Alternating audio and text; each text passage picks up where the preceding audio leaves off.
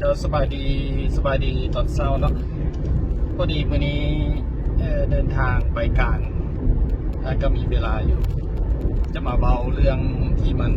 เข้ากับบรรยากาศก็เป็นเรื่องที่เป็นอุทาหรณ์เป็นเรื่องที่เตือนรุ่นน้องๆอะไรว่าการใช้ชีวิต การประพฤติตนการกระทำและที่มันเกี่ยวข้องกับเรื่องอนาคตของเขาเมื่อเบาแบบนี้นี่ก็อยากสมเทียบ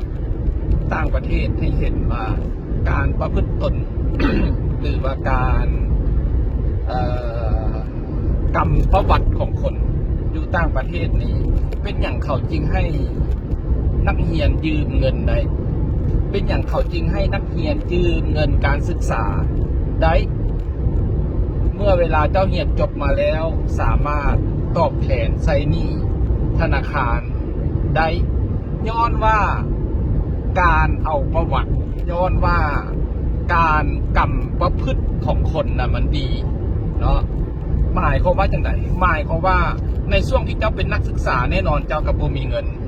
เจ้าจะเรียนต่อโอเคเจ้าจะสามารถยืมได้แต่ว่าเวลาเจ้ายืมไปแล้วหั่นนะเจ้าออกมาเจ้าเฮ็ดหยังเจ้าเรียนอยู่ใส่เจ้าไปใส่เจ้าพักอยู่ใส่เจ้าเฮ็ดเวียกอยู่ใส่ทางรัฐบาลเพิ่นฮู้หมดเพิ่นติดตามหมดเจ้าสิลีกก็ลีกบ่ได้เจ้าสิหนีก็หนีบ่ได้เพราะว่าเพิ่นฮู้หมดว่าเจ้าไปอยู่ใส่ซึ่งมันก็แตกต่างจากบ้านเฮานี่เฮ็ดผิดมื้อนี้ไปอยู่บ่อนไม่เป็นคนไม่อันนี้มันเป็นเรื่องนึงที่เฮาควรเรียนรู้จากต่างประเทศนั้นหมายความว่าถ้าเจ้าเป็นหนี้แล้วเจ้าสิหนีไปต่างประเทศเจ้าสิไปแล่นวีซ่าหนีไปต่างประเทศเฮ็ดเวียกอยู่ต่างประเทศบ่มีทางที่เจ้าจะเฮ็ดได้ฉะนั้นหมายความว่าคนหนึ่งถ้าอยากมีอนาคตก็ต้องกำประพฤติของตนเองต้องควบคุมการประพฤติของตนเองให้ตนเองประพฤติดีเพื่ออนาคตที่ดี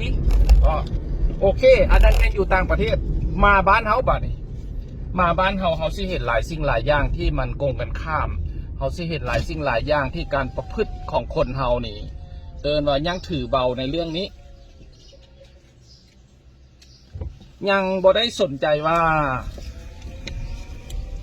อันใดสิเกิดขึ้นอยากตัวไผกระตัวอยากต้มไผกระต้ม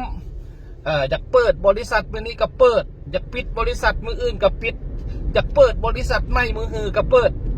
อันนี้นี่เฮาควรเด้อันนี้นี่เฮาควรหัดให้คนควบคุมประพฤติของตนเองควรเบิ่งที่มาที่ไปของคนควรเบิ่งประวัติของคนว่าคนนี้นี่เกิดอยู่ไสผ่านมาเฮียนอยู่ไสเบิ่งได้ติดตามได้แล้วคนนั้นน่ะจะบ่เฮ็ดในสิ่งที่มันบ่ดีกับชีวิตของตนเองกับอนาคตของตนเองโอเคมาเข้าเรื่องการต้มเงินกันเนาะการเอาเงินสิไปทัศนศึกษาอีสังอะไรว่า260 ล้านนี่แหละอันนี้คือตัวอย่างหนึ่งที่สังคมมันกำลังแบบว่าใช้ชีวิตเกินโตนักเรียนคือกันต้องมีของราคาแพงต้องไปเที่ยวเทคต้องมีนั่นต้องมีนี้เฮ็ดอย่างบ่นี้กู้หนี้ยืมสินหรือบอกก็หาเงินไปในทางผิดอันนี้บ่ได้เว้าให้ทุกคนเด้อแต่ว่ามันมีจริงที่นักศึกษานักเรียนนี่ลอยออกไปบ้านพักลอยออกไปโรงแรมน้ำเท่าแก่กระตัวเท่าแก่เองก็เป็นแบบอย่างที่บ่ดีให้กับเยาวชนกระตัวเท่าแก่เองที่มีเงินมีคำมีวุฒิภาวะ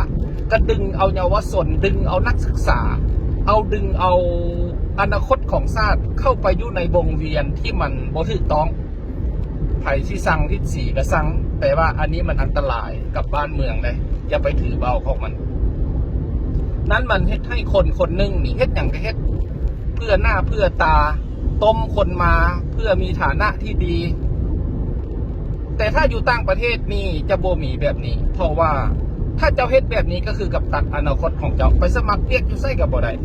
ไปเฮ็ดยังอยู่ไสก็บ่ได้ประวัติของเจ้ามันเปื้อนเลยดินั้นก็บ่ได้หมายความว่าอยู่ลาวมันจะได้อยู่ลาวก็คือกัน นั่นคือการตัดอนาคตของเจ้าแหละ เจ้าประพฤติมาเจ้ากู้หนี้ยืมสินมา และเจ้าเอาเงินเหล่านี้เพื่อไปถมคุมถมการประพฤติผิดของตัวเองมา และเจ้าสิอยู่ในสังคม เจ้าสิเซิดหน้าสู่ตาในสังคมสินั่งดื่มสินั่งม่วนกับหมู่กับกองแนวใดในสังคม เจ้าสิไปเฮ็ดเวียกอยู่ใส่ในสังคม ถ้าเจ้าหักเฮ็ดประพฤติบ่ดีในมือนี้แล้วนะฉะนั้นมันก็สิเป็นอุทาหรณ์หนึ่งที่เตือนน้องๆและก็ทางให้ทางผู้ที่เพิ่นมีผู้บริหารบ้านเมืองก็ได้เห็นคือกันข้าพเจ้าว่ามันค่อนข้างสำคัญได้เรื่องนี้การประพฤติพฤติกรรมของคนนี่นะการกรรมประวัติของคนให้หัวหน่วยธุรกิจเชื่อมโยงได้หมด